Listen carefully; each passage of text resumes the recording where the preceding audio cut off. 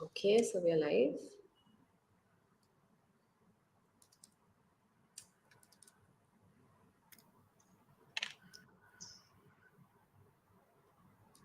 Bangalore is happening at the moment. I mean, it's Okay. always, I said Bangalore is always in news for all the right things. A lot So of much. people coming. Yeah, well, like everyone I speak to, they are heading to Bangalore. Like they are moving from Mumbai. They're moving. They all want to be in Bangalore.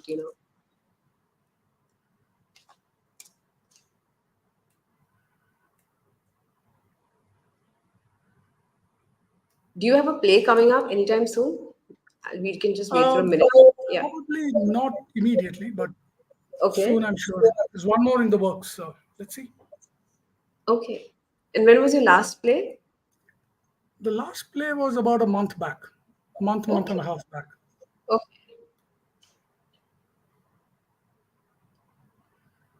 Okay.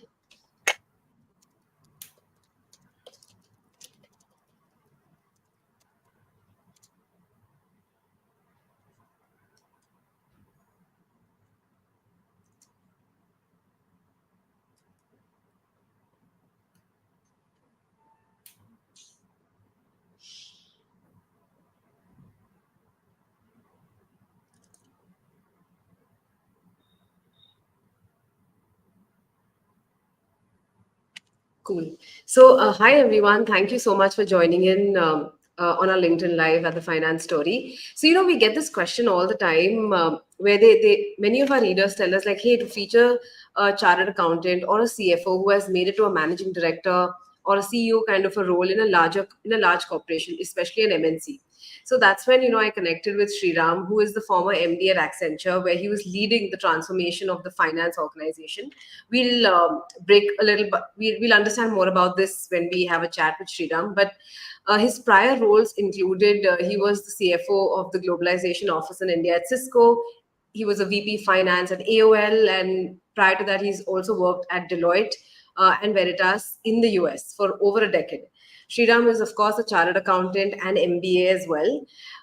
So over to you, Sriram, to help us understand what it takes, to actually succeed in large MNCs and grow in leadership roles, and of course, how CAs who start in finance lead in large organizations. So, Sriram, first of all, thanks for making the time and coming in. Thank you. I wanted to have you since a very long time, since we met in Bangalore. So thank you so much, and everyone who's watching or who will watch later on, thanks for the time. Feel free to comment, and we'll take your question. I understand it's like 2:30 in the afternoon, so you'll be in office, but we'll definitely take it up later on. So, Shira, my first question for you is, your profile kind of reflects a very ambitious person, right? CA, from what I understand, even CS, MBA in the US. Then you worked in the Big Four for like a decade. You work in different kinds of profile: business development, sales, finance. Then a CEO, CFO, and then an MD. So, when you started out, what was your ambition starting out? Your goal? So, firstly, Chantel, thanks for having me. It's very easy to look at life in the rearview mirror and take credit for all that appears to have been a very well planned kind of setting. I think, like many people who've gone through their career, mine was just one step after the other with what I could see 5 years ahead or so. So I did my CA because when I did my chartered accountancy, it was one of the best roles that a person who didn't want to be an engineer or a doctor could do. And it had many opportunities available for a person. So I can truly say that that's probably true even today. So Yeah. with CA, you get certain skills like analytic skills, deep technical skills, and also skills around being detail oriented, a skill that is underestimated by all people who don't have it. Yeah, Yeah. it's a very important skill.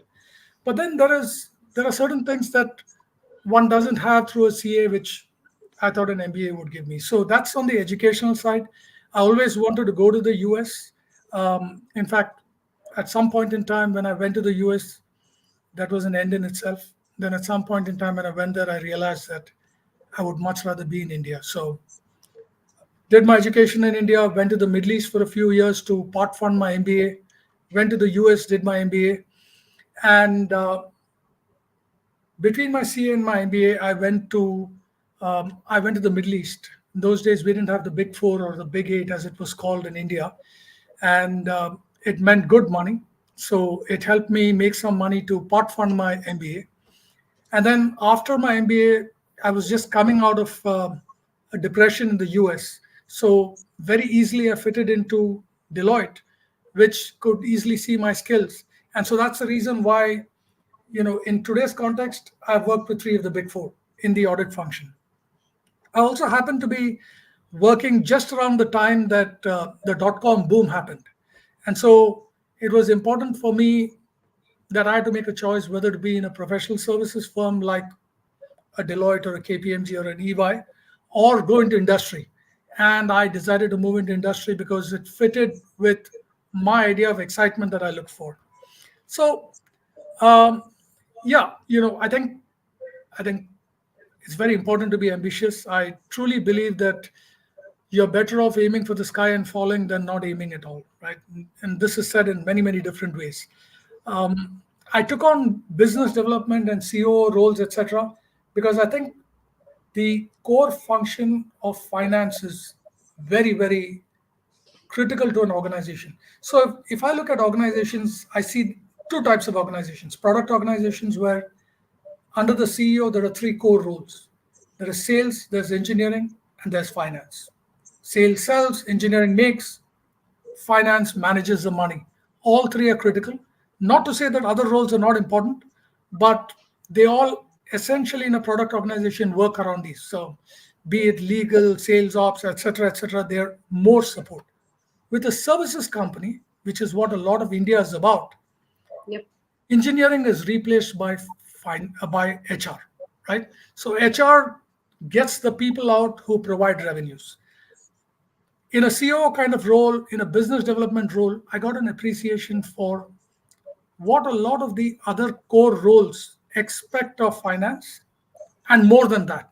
And so, in some sense, stepping out of my comfort zone and moving into different roles actually made me a better person. And I think that did a lot to move me from being a manager to being a leader.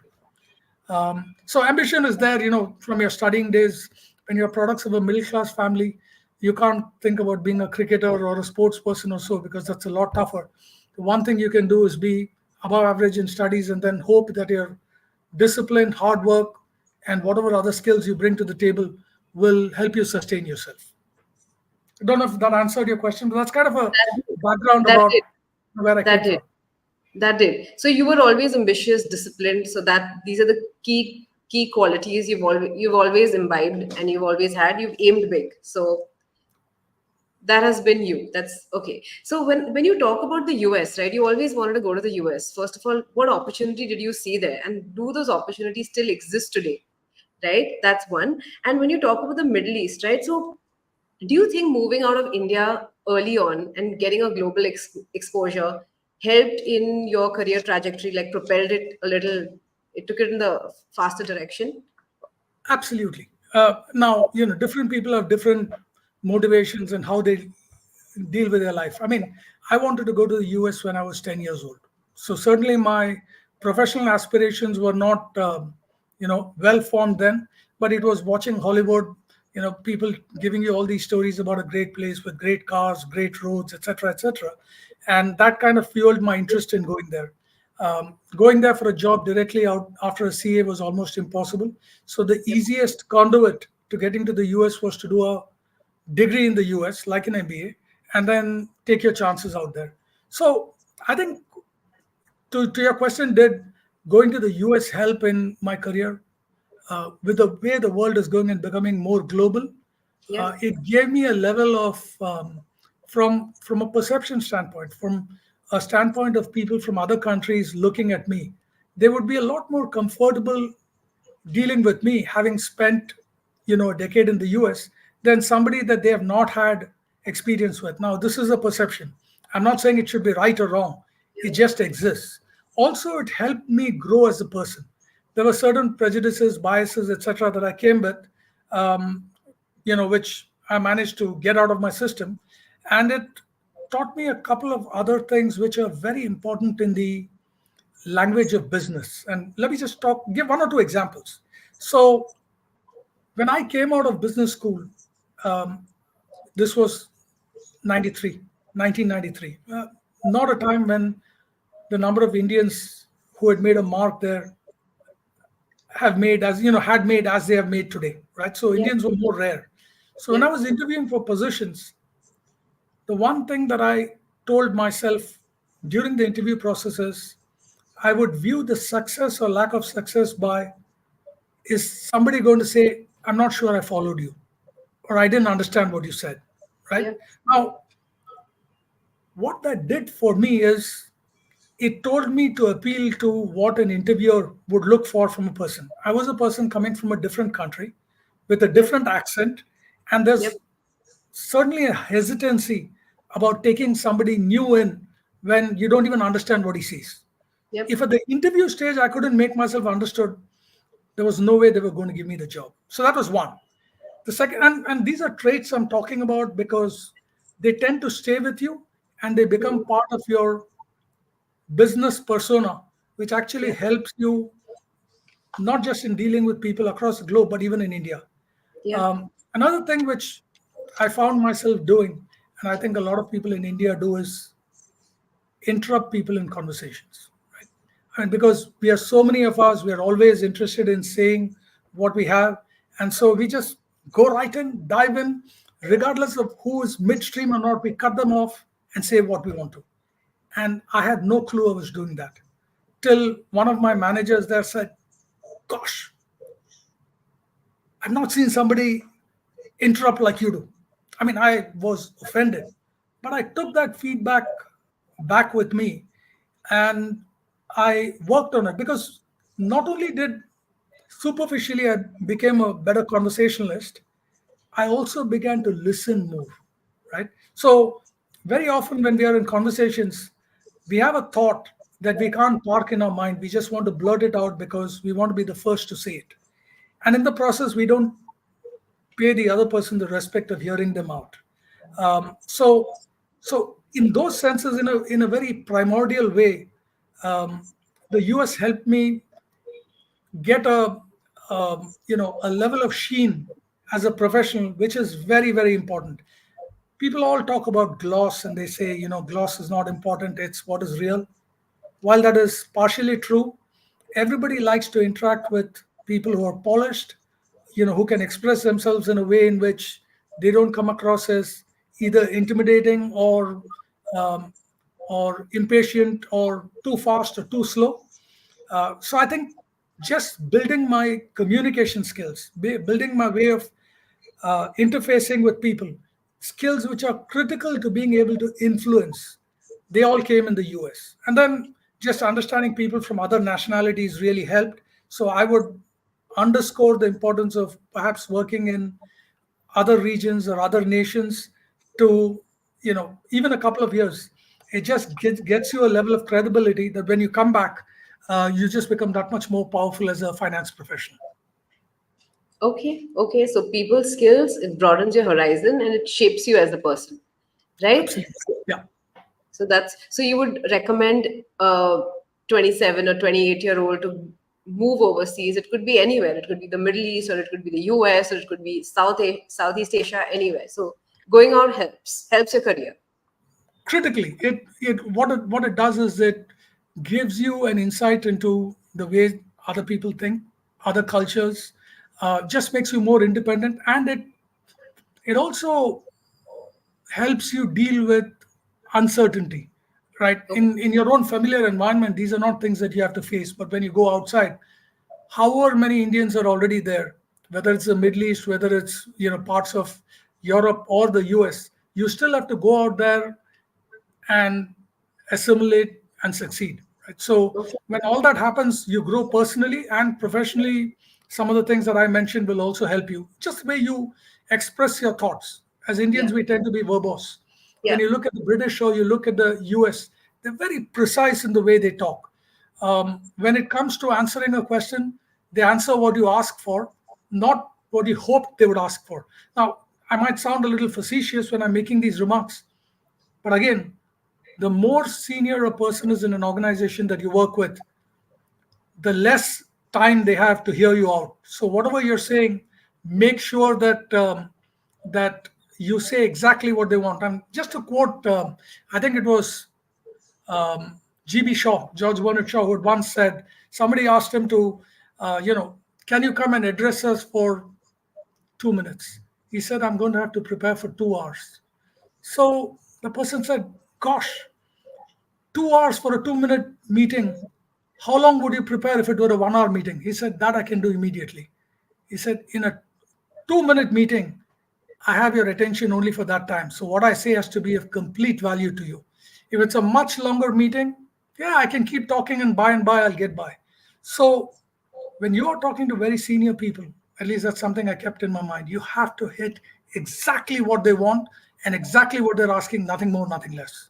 It's Cool. something like when you prepare slides, right? To a CEO or to a department head or to somebody really senior, not more than 2 or 3 slides. If you can't explain it to them, you've done something wrong.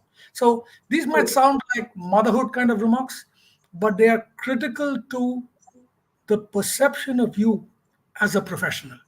So it doesn't have to do with what you know. It has to do with whether they want to engage with you or not. And that becomes the basis for your ability to rise in an organization. Okay, cool. So, so when I look at your career, right, when you're talking about your career, you were in the US at Deloitte in the auditing team, correct? In audit, right? So usually, folks, whenever they go to the US, especially in a big four, their goal is to make partner, and they usually stick around for a very long time. You moved from Deloitte to other organizations, but again, they were safer bets because they were larger organizations. When startups were happening, and but I understand there was a dot com bubble or whatever that followed. So how did you make those decisions, and why move from a big four, and what next? How did you strategize that? So that's an interesting thing. I probably stayed longer in a big four than I wanted to, right? Um, you join a company, then they put you up for H1 green card. So time just goes by. I was interacting with any number of people outside of the firm who were in startups. They had all these cool ideas they were talking about, whether it was a furniture website or there were a bunch of professors and myself talking about some rocket boosters to um, doing something in voice XML, which was a new language that had come out. These just sounded fascinating. And I was just happy that as an accountant, they were allowing me to listen to these conversations. So, in terms of wanting to stay on in the Big Four, I think I probably stayed on 2 or 3 years longer than I should have. Um, you know, don't get me wrong, a career in a Big Four is something that a lot of people would kill for. It Yes. just was not for me because I thought I would go outside and be able to make my mark uh, in jobs that were far more interesting for me. Uh, if you see my resume, I've been a bit of a rolling stone, and it has its pluses and minuses. The minuses is you don't probably get as much money as you can by staying in one place. The plus is there's always richness of content. And I think every person has to make that decision on whether they want to get to a place and stick on for life, become a partner. When my thought process when I was a senior manager and probably up for partnership at some point was, do I want to continue doing this for 10, 15 years? Or do I take a chance and go out and do something different, right?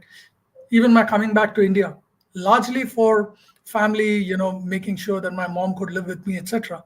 But it was also about a way of life that I wanted to re-experience. Sometimes you recognize what you like only when you leave that place. Right? So for me, coming back to India was the best decision I could have made. But going and staying in the US and experiencing it, growing professionally and personally, I would not, I would not trade it for anything. And I would encourage every person, even if for a short period of time, they could go out and earn their stripes in some other place, they'll just become better professionals and perhaps even better human beings.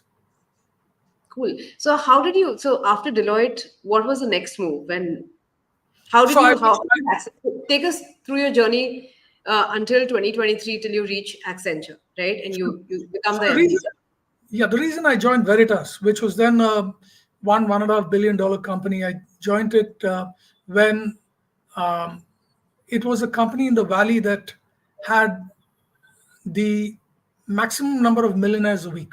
The stock price was just shooting through the roof. And on the day I joined, I got some number of options, and the controller, who was my boss, told me 3 years later or 4 years later, we'll be drinking champagne, clinking away at the millions of dollars you made.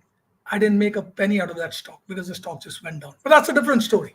So I joined that for clearly the possible return I could make, but more so the position and the role. So one of the things that I think is key for a leader, and I make a distinction between a manager and a leader. A manager, whatever the title is a person who manages a group directly. Their salaries, their life is completely beholden to this person because he can give them good raises, he can give them promotions. A leader is a person who, beyond this, influences. And by influence, it means you're managing to drive consensus by not having authority over people. And to me, if there is one broad skill that a person needs to have to actually be anything from the CEO of a company to a department head to being called a leader, it's the ability to influence. And under that, a lot of things go. So the reason I took the Veritas position was um, I was a sales finance director. I was loaned out to the sales department to help the sales organization close contracts. And I was to be the technical person in the sales group, defending the sales group to the finance group. This position, by the way, was pre-Enron, pre-WorldCom, right? Today, a position like that wouldn't exist because it looks really bad, right? So, on the spectrum of what I could be to what I could be, I could have been a bean counter where the finance people would have loved me because I didn't allow a single deal to go through, or I could be a cowboy where I just passed anything through and I exposed the company to ultimate risk. So I had to be somewhere in between. And it's in that role for 3 years or so that I played that I think I had the most heart attacks on a daily basis because they were shouting on both sides. The finance people are saying, "Hey, you're going off the deep end. What the hell is this? You're a finance guy. How can you try and do these kind of deals?" To the salespeople saying, "You're not being aggressive enough," right? And I learned a few other lessons in this, and then I'll come to the other parts of my career. Um, the company, the company CFO was voted as the top CFO of the US for his ability to deal with Wall Street. Whatever I'm saying is public material, so I'm Yeah. not saying something I shouldn't. He used to talk about his having an MBA from Stanford and all these awards, but he was a difficult human being. It turned out in retrospect that he had lied on his resume. He didn't have an MBA, and he and a bunch of people in the company were later on part of an SEC investigation. And my colleagues, direct reports, people around me, other than me, touchwood, every person was part of an SEC investigation because of certain hygiene things that I did to make sure I never extended myself out or spoke about things or wrote about things. More importantly, wrote about things that I wasn't aware of. It taught me a lot of lessons in life. And I think it also matured me as a professional because I just hope that people in their life don't have to go through situations where you have dodgy finance leadership, but it's almost inevitable you'll have either a dodgy promoter or some dodgy kind of leader that you have to deal with, and how you navigate through that can make or break not just your professional success but your personal success as well, right? So at some point in time I decided to come back to India, and this was when all this SEC investigations were going, and I took on a similar role. uh, because I wanted to come back to India, I took on a similar role within Veritas in Asia Pacific. So I was a regional finance director talking about revenue recognition, giving a lot of technical yarn to people. I would roam around places, but I didn't have a day role. If a contract came in that I could help with and it succeeded, that's all that they expected from me. There's something scary about that because all of us like to do something day to day to be able to validate our existence. Having Yeah. to do it once in 3 months or 6 months is scary. I decided to move into sales. It was always something I wanted to do because I wanted to get an appreciation for what it is. And that's where I became a regional business development director for Asia Pac, where I had two roles. I had a couple of key clients. By the way, I was on a number. Okay, so I wasn't some fraud salesperson. I was a proper salesperson belonging to the sales org. I wasn't carrying a bag and walking around like a salesperson. I was more using finance to sell, using ROI, total cost of ownership, to be able to defend any kind of arguments that come from our customers and tell them why they should buy Veritas through Symantec. By then, we had got bought by Symantec. Right? And we had one of our biggest deals in Asia Pac. So that was on the selling side and getting an appreciation for the sales organization. Along with that, I also became the evangelist for technology for Symantec in Asia Pac. The most scary part of my life, because I didn't know the T of technology. I don't know the T of technology.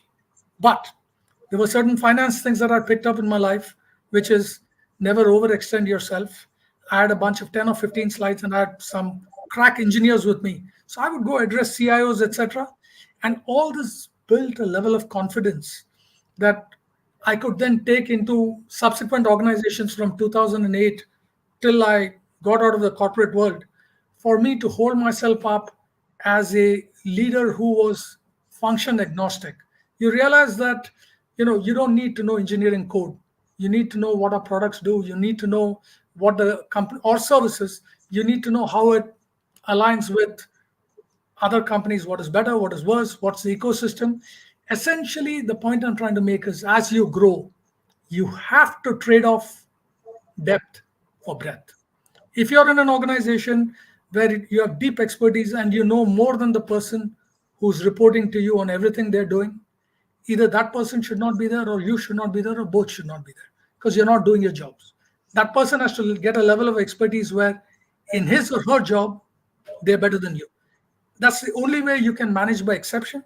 That's the only way you can let them grow. And that's the only way you can grow, because you have only finite amount of space in your mind to decide where to target your attention, right? So that was moving to India, moving to an Asia Pac role in finance initially, and in the last 1.5 years moving into a sales role which gave me an appreciation for what it is to sell, because frankly, even a Mercedes doesn't sell itself. You need a salesperson to sell it. There's nothing like a product that sells itself. The price, the selling, when it gets done, you need a physical person. And every other organization within a company works for sales. I'm not saying you need to do whatever they tell you to do. That's completely wrong. But you Yeah. need to realize that they are key to the existence of an organization. And let me make one more point here. As time goes by, when customers decide who to buy from, aside from everything else, I mean, whether it's a service or a product, there's a level of commonality among the multitude of products or services or vendors you can choose from.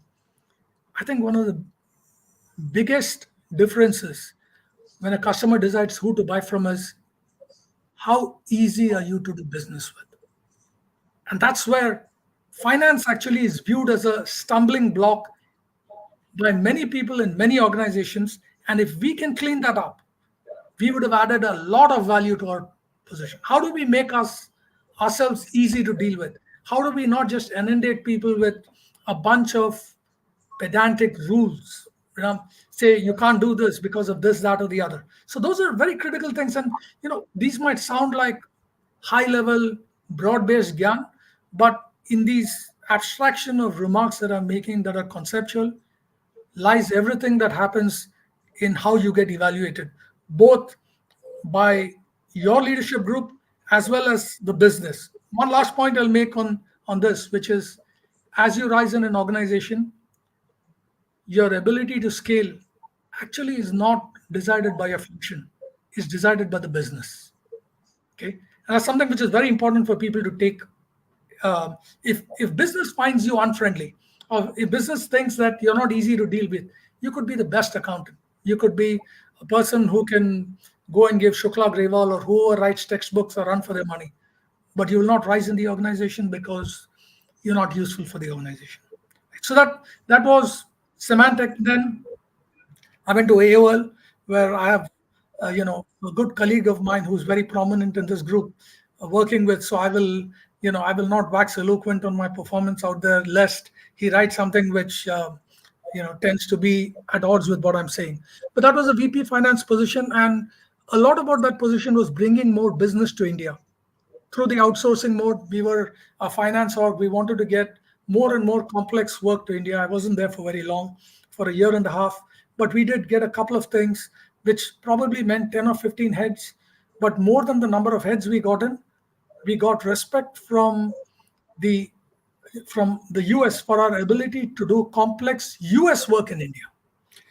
Then I moved to Cisco, and Cisco was very natural because they had uh, goals of being the headquarters of the East. That's how the position was, or headquarters of the East and the CFO of the East. I never called myself the CFO of the East because there's only one CFO. And if I started calling myself CFO of the East, I would piss off the CFO sitting in the US. Other people did, but I didn't. So this was supporting the executive vice president of services who had moved to India. And this was really working with them on futuristic ideas. Cisco was a company that was heavily into talking about what the future of technology would look like. So with that, it was about how do we build the right kind of models to support that, what kind of revenues could be there. Again, totally out of the comfort zone of a typical accountant who looks for, or a typical finance job where you look for today's revenues, what's happening today, what's happening tomorrow, profits, etc. This was how could we get to a point where the future is secured through providing technology that makes the world different. And then, of course, the last one was my role in Accenture, where I joined as a managing director. And initially, I was the delivery finance lead for Accenture operations, or the BPO globally. I was reporting to the CFO of operations, which was then anywhere between 3 billion and odd. Then I became the delivery finance lead for technology, which was a $15 billion part of Accenture.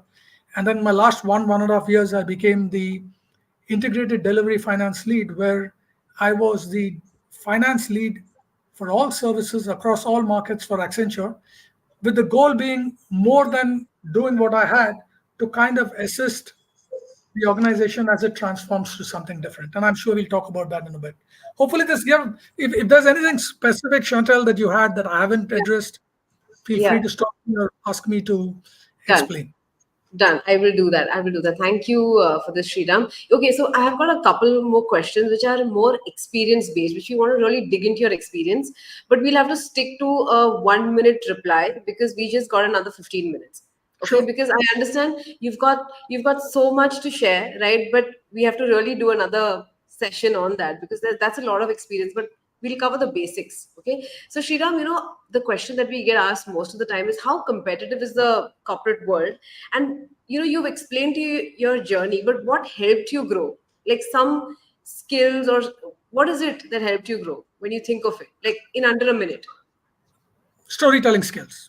I would probably say my ability to articulate uh, financial information and align it to business outcomes, probably better than many of my peers. I would dare say even many of my superiors, is probably what marked me out, right? Um, I, you know, then there's communication skills. I think how you carry yourself, and um, but largely I would say the ability to influence. When you can do it with confidence, when you the other thing that I want to call out, which is going to be a trend that everybody is going to have to get comfortable with, is matrixed organizations. You don't know who your boss is. You're one direct boss, but everybody in many other organizations is your boss. How do you deal with the complexity of a matrixed organization? You're not going to like everybody, everybody is not going to like you. But how do you get things done in such a fluid environment where organizational structures keep getting collapsed, etc.? So for the 1 minute, I'll just leave it with that. But these are some of the areas where I was particularly good, and the ability to handle ambiguity. I did enough things which had no structure or form. And when it doesn't work, people think you're an idiot, When it works, they think you're a genius, and the truth always is somewhere in between.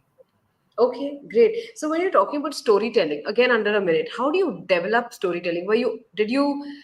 How do you learn storytelling? Were you good at it always, or it was something that you worked on and skilled yourself into? And when you talk about matrix organization as well, okay, you've worked in that environment, right? So how do you navigate with it under a minute?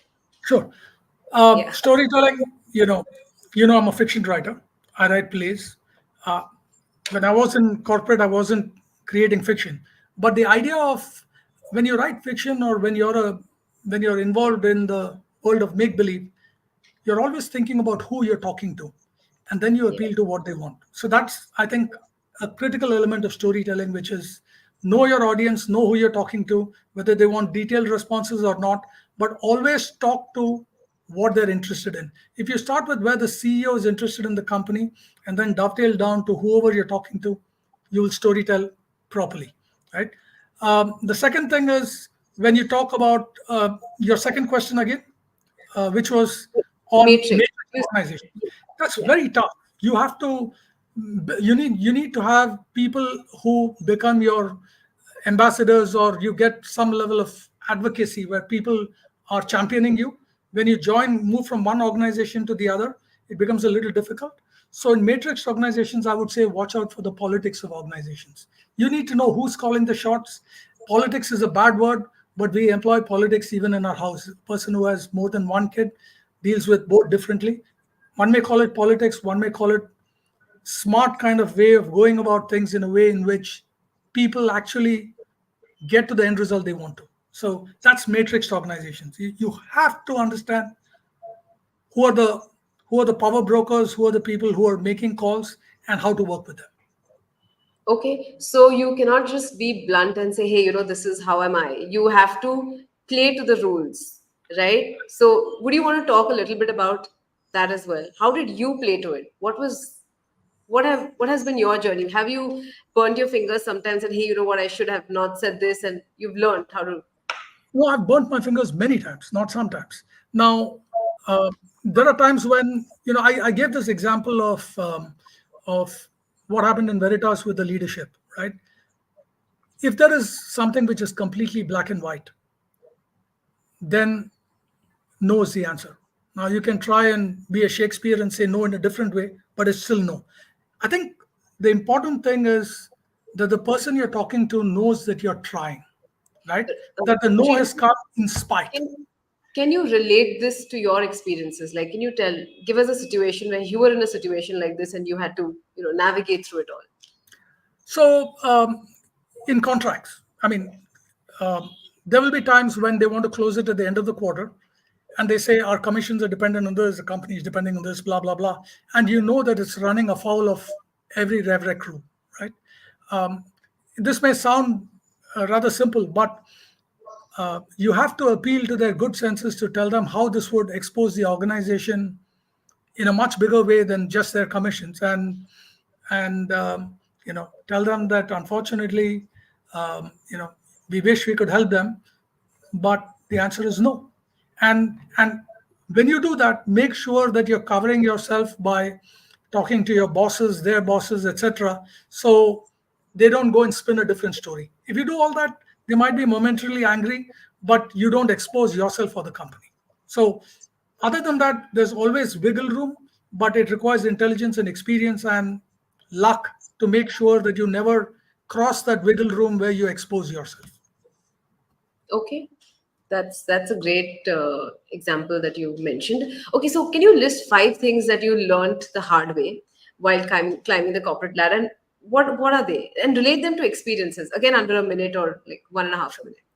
Yeah, I don't know if I can relate five things, but I'll just keep saying yeah, things off the top, on right? top of your mind. Yeah. That people only think about themselves, right? I joined the Big Four thinking that this will be a great training ground and everybody sitting out there is waiting to see me become a better professional.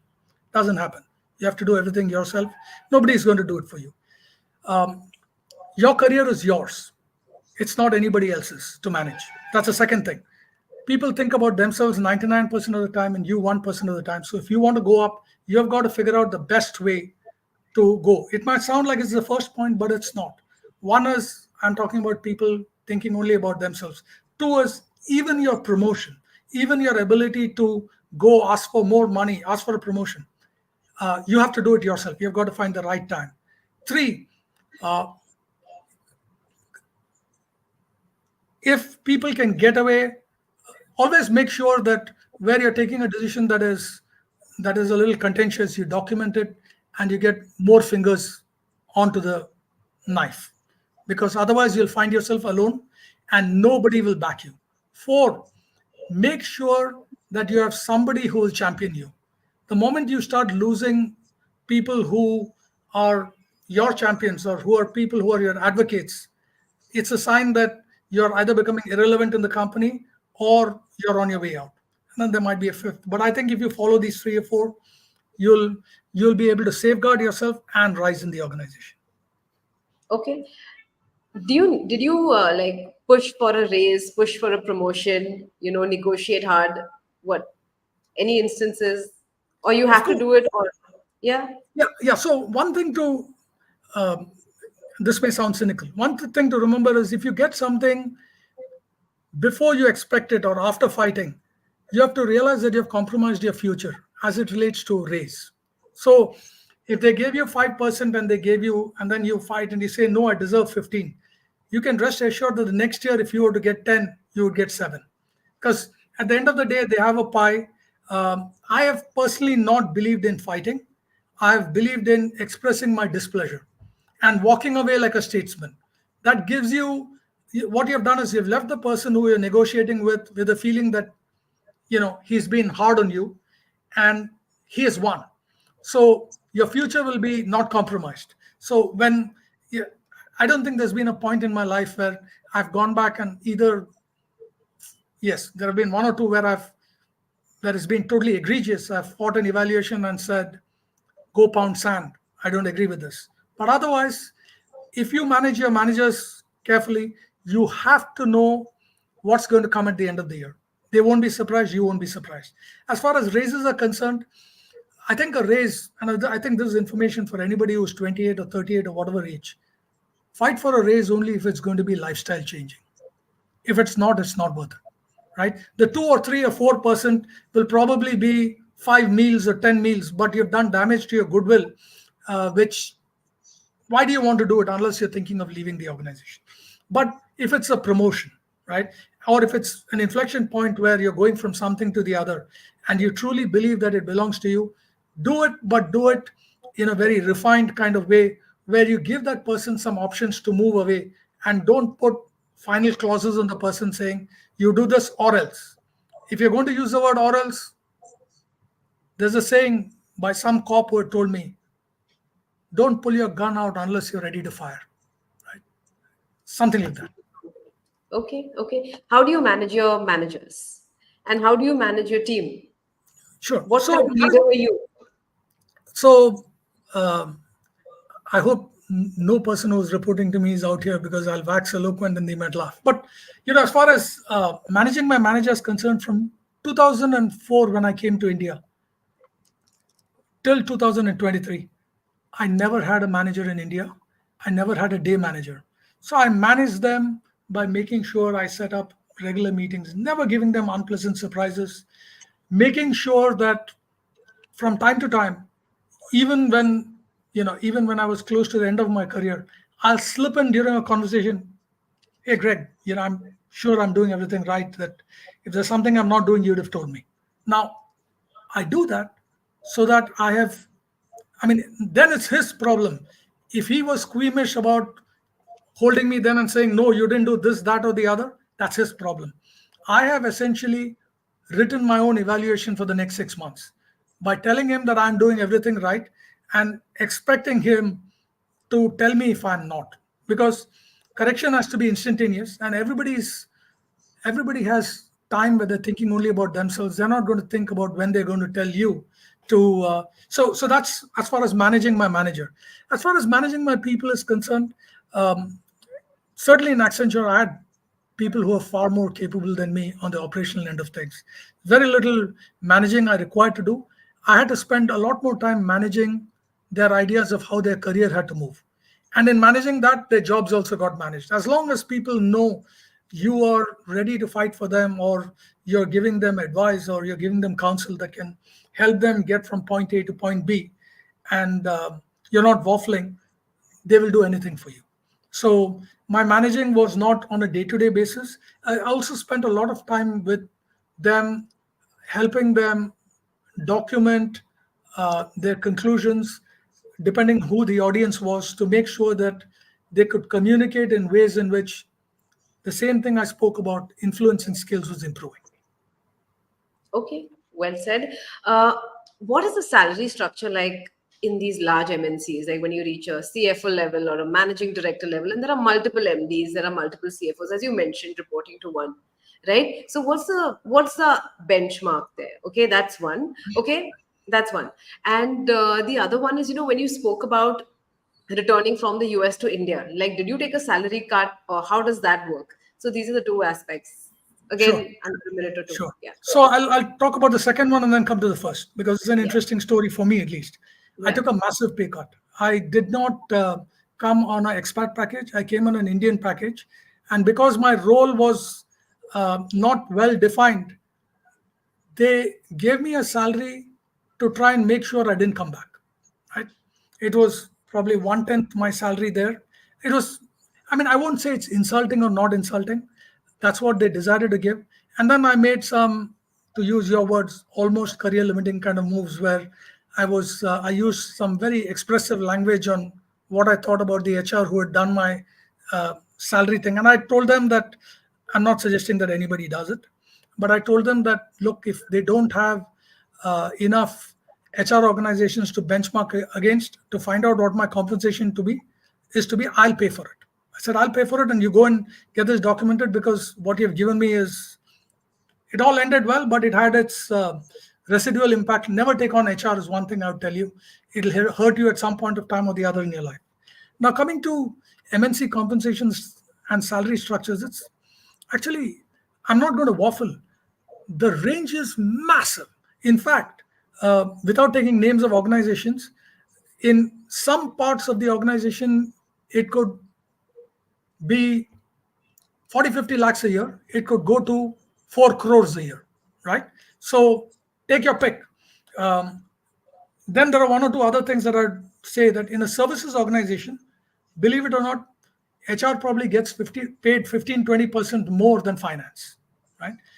People don't realize it, but they get paid huge amounts because they're managing the machinery that delivers services. I'm not saying it's right or wrong.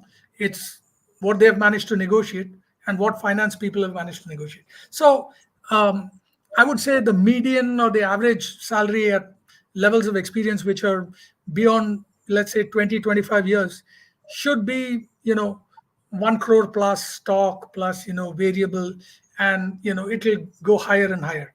Now, one thing that people should realize, and they will come to points in their career where they have to ponder about it, when you don't get promoted, right? Most of the time, so when I entered Accenture as an MD. Had I had I been in Accenture and I had to go up through the ranks and become an MD, there's a possibility it could have been a lot tougher. And it's kind of funny that organizations invest so much time and effort in people, and when it comes time to making an important decision, they find reasons like lacks executive presence, doesn't communicate well, when the person has been there for 10, 12 years, and then they go out and get somebody to take on that role. So the person who comes from the outside actually gets a premium, both in terms of designation and perhaps in compensation. So that's something to keep in mind, where, when you find yourself getting stuck, whether it makes sense to continue to hammer at the same place, because you may never get the truth. So uh, large gap in salaries, 1 crore plus stock, lots of things that can keep you happy, committed. But important to keep in mind, depending on your age, that you don't price yourself out of the market, because people end up doing that. And if, God forbid, there is a situation where they could get laid off, they have to go to something which they may think is suboptimal. What do you mean, price your? What was the last statement?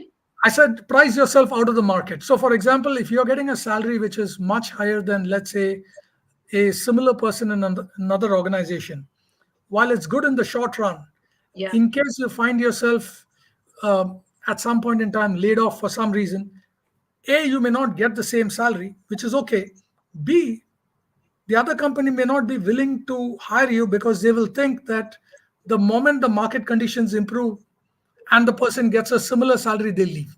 So you could get hit at both ends. So I'm just saying, be careful that you try to evaluate where you are salary wise, position wise, and your future. In fact, if I had to put a thumb rule on what would be your best or the last best time for you to look outside and hope for getting a step up both in compensation as well as in a job, I would say between 48 and 52, 53. After that, companies may not even consider you, given that they think you're going to have to retire, and they might think of you as too much of an age risk. But that's about the time you can make your last jump, after which you're kind of cordoned off in the place that you are in. My opinion. A lot of what I'm saying is my opinion. Yeah. Okay, so 48 to that's the age bracket. But I think right now it could also be you could also be younger because we see a lot of people growing faster. No, Do you you can. observe? No, certainly they do. The point I'm A person can decide when to move whenever they want to.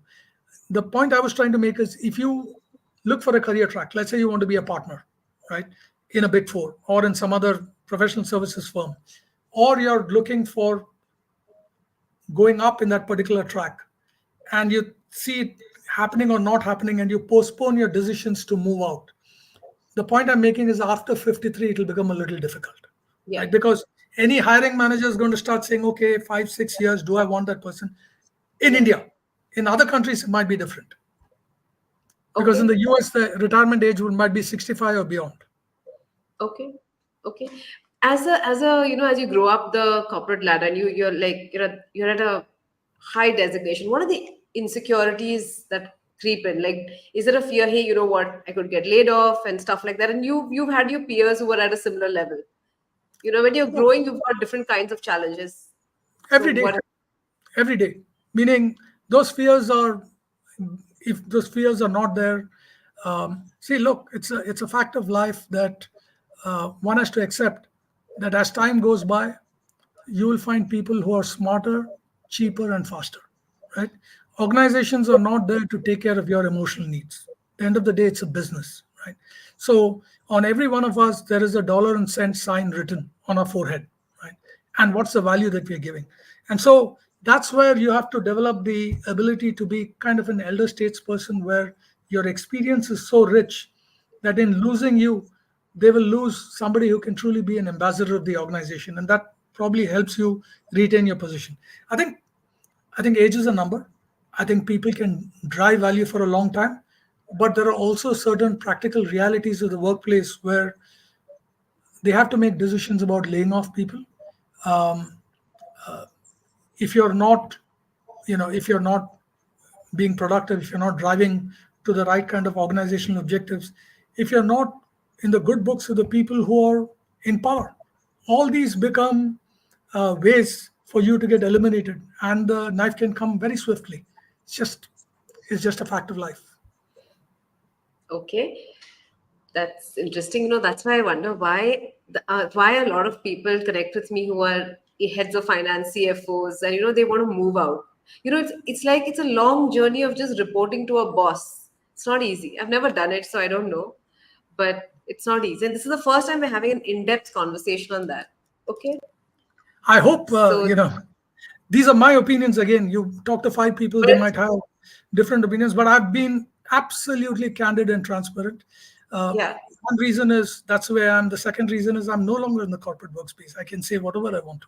you say whatever. Yeah, exactly. Cool. So what would you do differently? Looking at today, when you said the salary range is 1 4 crores, back then it could be, oh my God, it's a very big figure. But today, when you look at 22-year-olds, 23-year-olds, you can make it. The opportunity is so much today that you can just sit in one room and you could do some stuff and you can make the money, right? So if you have to go back, what would you do differently? Would you ever start off on your own?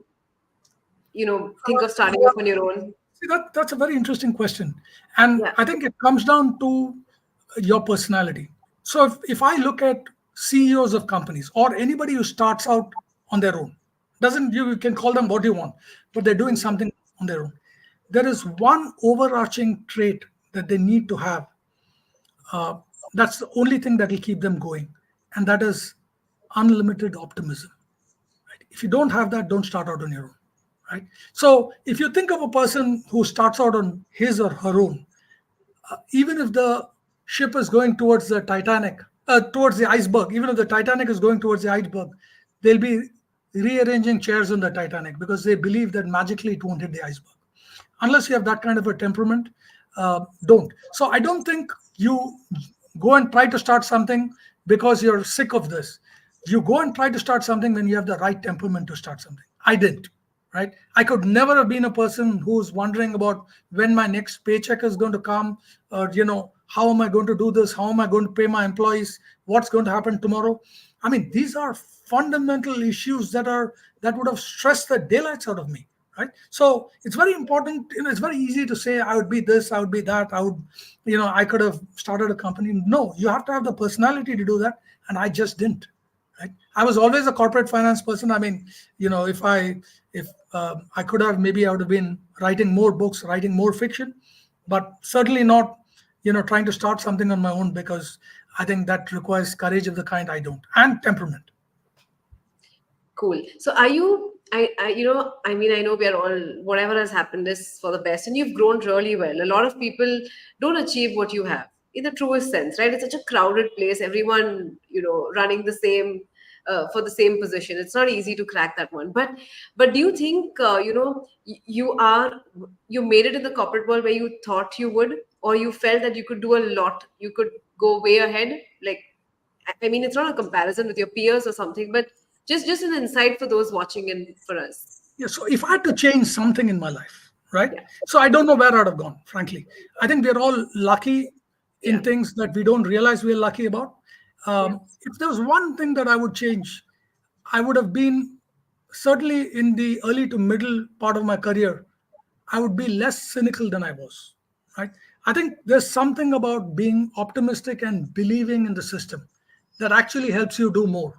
When you're cynical, uh, you don't give the best out of yourself, and you're really not helpful to the people around you, right? So that's one thing I would have changed. I don't know if it would have got me any further, but it would have made me feel better about myself than I feel, particularly in the early years of my, I would say in the last 10, 15 years of my life. I maybe because I saw the light at the end of the tunnel or whatever, I just became a lot more optimistic, and I told myself that I could do things which are in my control and not keep second guessing all the things that are happening around me that I wanted to be cynical about. That's the only change I would have made. I think when you go into work with positivity, bad things may also happen, but then you've given the best account of yourself. And that's what I'd encourage every person on this call. I wish somebody had told me that, you know, 15 years or 20 years back, that get the best self of yourself. Don't be cynical. Things will happen that are good, bad, just accept it in your stride, rather than think that, the organization is out to get the best out of me, but not see me at my best. So I don't know. I mean, I'm just answering as honestly as I could. As far as where I could have reached, who knows? Could have been worse, could have been better. But True no that. regrets. True that. Okay, so when you say, okay, so you got to be optimistic. You got to look at the good things in life, of course, and give your best work, play to the game, all of it. But just be a little more optimistic. Okay. So do you mean likable, like be more likable, but like, No, I think, see, what happens is it's a matter of trust. You have to trust the organization. They'll make bad decisions, they'll also make good decisions. If you don't trust the organization, you're always operating in an environment where you're not giving the best of yourself. Because let's say you have to work 15 hours, you'll say, yeah, what the hell, I'm going to have to work for 15 hours, but what's going to come at the end of it? But if on the other hand, you do it truly believing in the organization's philosophy guide, look, there is BS there, no doubt about it. But there are parts of it that aren't. Because at the end of the day, organizations are a collection of human beings, and you yourself count, right? Every one of us counts, and every one of us can make some difference. So it's that difference that I'm appealing to, where you give a better account of yourself by being positive than otherwise. I wouldn't necessarily call it likable. I would call it being absolutely authentic in a very positive kind of way. Okay, authentic in a positive kind of a way. Okay, so that sums it up well. Uh, okay, so when you spoke about storytelling, again under 1 minute, we could do something else later on about storytelling. What if somebody is not good at storytelling? How can you acquire that skill? Is there a way? Have you seen it happen to your team members, folks around you? A lot of people I have told who were in my span have joined Toastmasters, right? It's just one example of a place that one can go to and pick up storytelling skills. Again, practice with people who are in the organization. Find out people who are particularly good at it and tell them, okay, how would you tell this? Would you tell it any differently? And learn from people. In fact, there was a manager that I had who once said, there's not a single original thing I've said in my life. I found that very poignant, right? And he was really senior. He was in the board of Deloitte at one point in time. I thought if a person who was so senior could say that, it really means that everything that we know and do and talk about is incremental. So why not learn from people around you who are better than you? I don't think there's anything to be embarrassed about.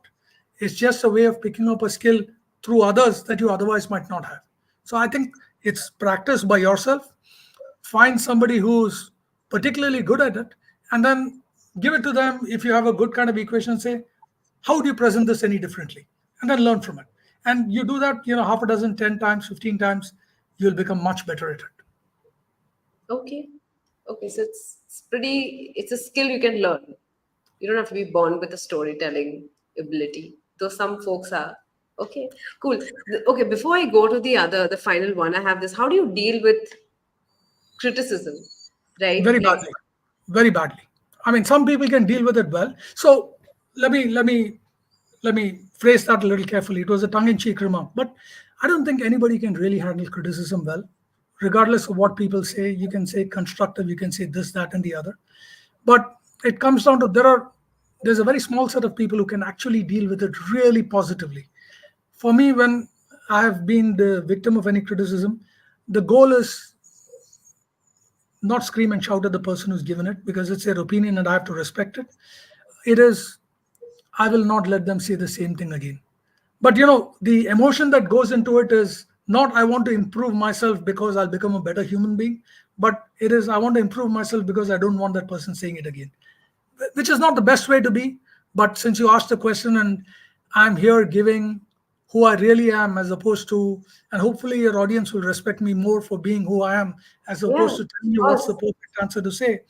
Yeah. I've always reacted to criticism in a way in which what happens is I tend to ignore the good things that were said and focus on the criticism that's given. And that's actually a very Indian middle class thing also in some kinds of ways, where we are taught from when we are young that don't get carried away by praise. Take that criticism and work on it till you negate it. But yeah, I've managed to learn certain things that professionally came in the way and improve on it. But I don't think I was particularly better than anybody else in it, so I don't have any nuggets to offer people in how to take criticism. Okay, so I don't find this a bad thing at all. But my point is, if okay, what is a good way of dealing with criticism which you have observed in others? So I think there are some people who I know one or two people in my group who are, I mean, who can take criticism so well that they almost appear like masochists. I mean, oh, thank you for this. And they can work on it. So, what they're able to do is they're able to separate the criticism from the individual, right? Which means more often than not, your manager or whoever is giving you the criticism is not going to impact your life. They're going to impact your salary.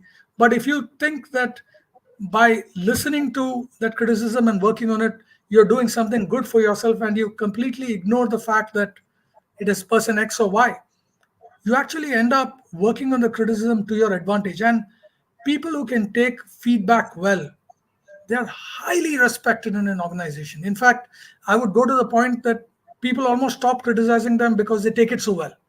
On the other hand, if you don't take it well, you'll get more of it. But you do take it well, right? Because as you mentioned, I'm just trying to understand how do you take feedback well? Like you would improve the next time so they don't Say it again. So that is good. That's a positive way. What do you mean Yeah, by so it? there are two things to it, right? So the people who really take it well focus only on the criticism. I end up Mhm. focusing on the criticism and the person, right? I Okay. mean, somewhere I'm filing away saying, okay, you said that. Okay, I'll show you.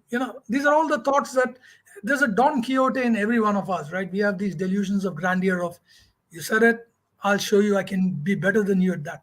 That's the competitive streak, right?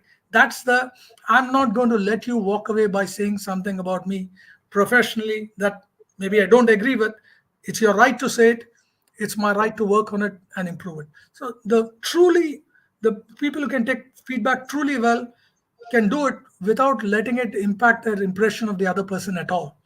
And that's, in my mind, almost a God-given skill that I don't have.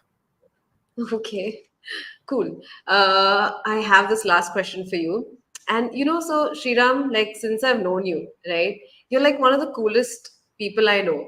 I'm being honest. You're easy. Like I don't have to be like, sir, are you? You're very. You give the other person space, and there's no judgment. So I Yeah, don't I know. wish my wife were here to hear all that. But anyway, go ahead.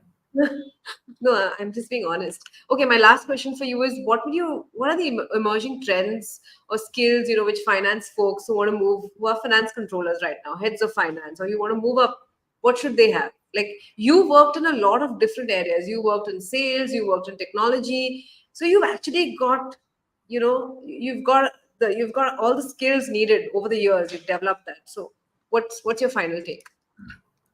Um, Storytelling skills, meaning better written and spoken skills, better communication skills. Depending on whether you're in a global organization or not, understanding people, across the across different countries. For example, Indians' best effort is good. I'll do my best to get it done.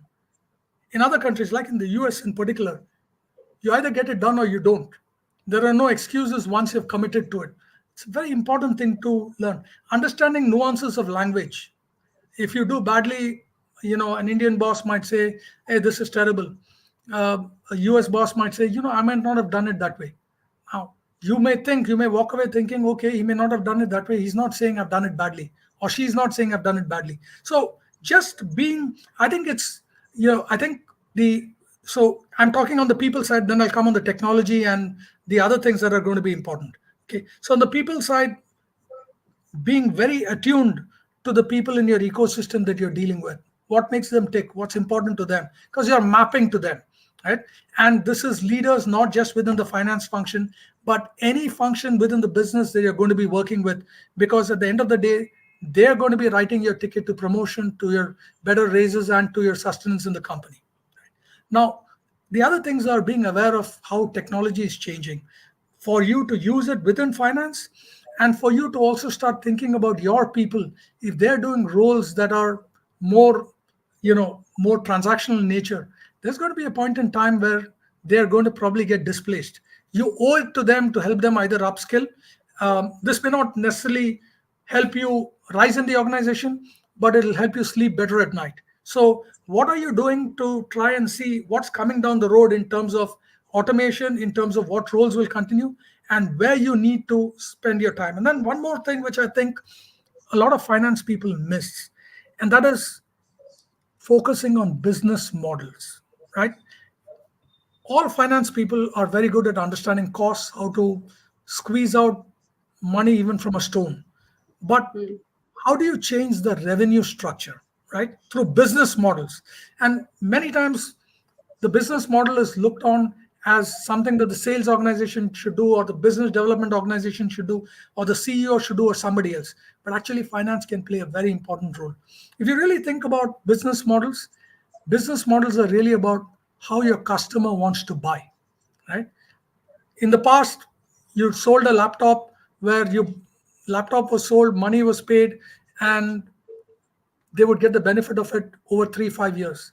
In the future, laptops may be sold in a way in which the payment is made for every keystroke you apply, right? Nothing is got upfront. So business models are evolving. People have spent tons and tons of money on R&D, but not enough time has been spent on how does the customer want to buy.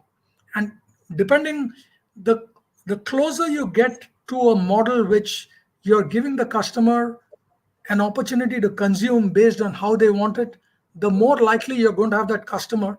And if finance can play a role in that, there will be impacts on revenue recognition, the timing of revenue recognition, how much to recognize, etc. But it might be inevitable that that's going to happen. So why not be the first on it? Why not lead those discussions? Why not be part of collaborative efforts? All that will take you towards a leadership position where you'll be totally relevant and you'll always have a job. Look for technology, very important, because technology is a disruptor both for the products of the company or the services as well as within finance. There was Excel, now there's Power BI. The impact of Power BI on the data that's going to the CEO in the form of a dashboard is an order of magnitude better and happens quicker. More you can automate, the more information you can give, because there's reams and reams of information, the better off you are. And think business models, think about your people. If you map yourself across all this, you'd have done things in the emerging world to stay still relevant. Okay, so well explained. So I think that all the questions that I had means I could have asked you 100 more, right? But there's one. Okay, so I have one question which is in the group. How do you have you ever faced favoritism? Like you've lost on something because somebody else was a favorite, like or that. So I've been very dense or obtuse and I've not realized it. I've never let that be a reason for thinking that I didn't get something. And I'm not trying to sound like a hero or so about it. It's just that human beings make decisions about human beings. There will always be bias, right? You cannot help it. Now, when the bias gets to a level of something that is egregious, then there's favoritism. I don't think that happens too often. And in my opinion, we have to make sure that we control on only what we do, which is ourselves, what we bring to the table. Somebody else is a favorite, there's not too much you can do. I have never got into any conversations in my 32 or 33-year working experience where I've had a conversation with my manager saying, I deserved it, yet you give to that person. Because honestly speaking, you never truly know what somebody else is bringing to the table. You only know what you are. And so if you focus on it, you will give the best account of yourself. And then with a little bit of luck, you will get whatever is due to you. That's a great perspective.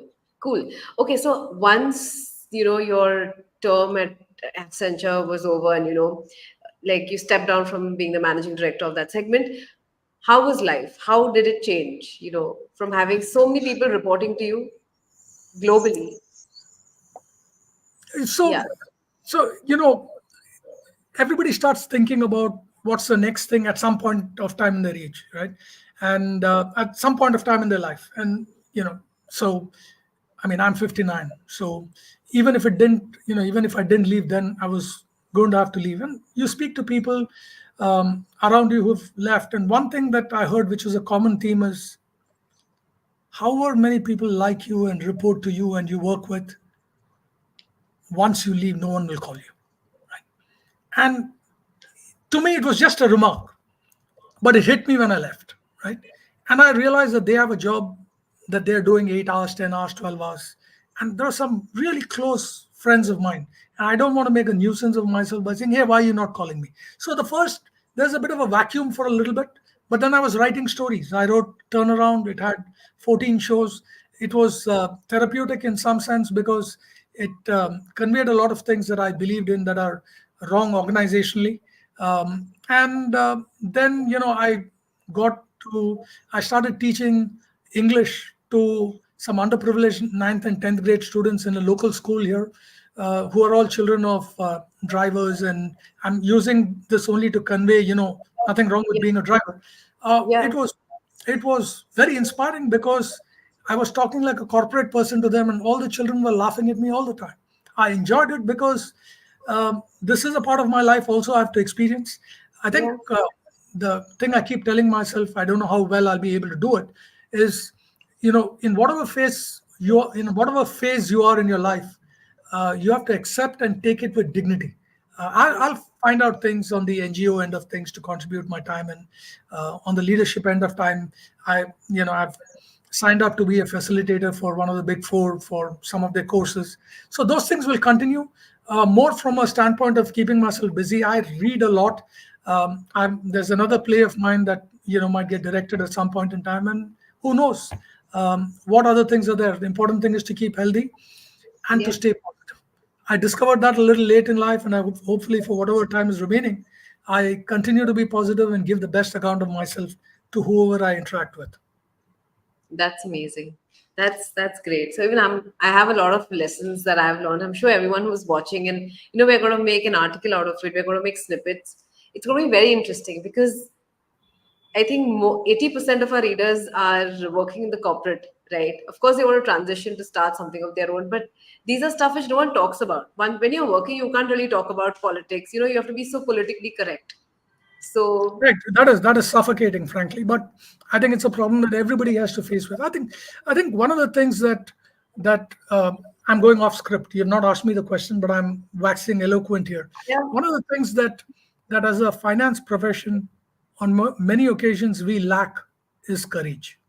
Right? We get pushed into doing a lot of things we don't want to, because we somehow believe that in doing those things, we would have showed a level of innovation and ability that the organization will respect us for. Having been in an organization where everything went wrong, where the CFO lied on his resume and a whole bunch of people got censured by SEC, I'd say it's not worth it. Don't don't ever do things that you're uncomfortable with. The other thing I'd say is, when you deal with personalities who are very difficult, inevitably or invariably they have something to hide, and don't let your confidence get violated. We are all very fragile people. I'm good today or confident today because good things have happened. Tomorrow something good doesn't. I'm full of doubts. That's true of us as human beings. yeah, So we just need to make sure that in some way we support each other to do well. And the other thing I'd say is, pick up a hobby, not because I have one, because in times when things don't go well, there's always something to lean back on that'll help you get through the tough times. And it also adds to the richness of your content as a person. Every one of us gives something in every interaction in an organization, and when you leave that organization, you leave that with the people who are there, and hopefully they take it from you and become better versions of you. true that. So True that. So yes, Sriram, I mean, this has really been a great conversation.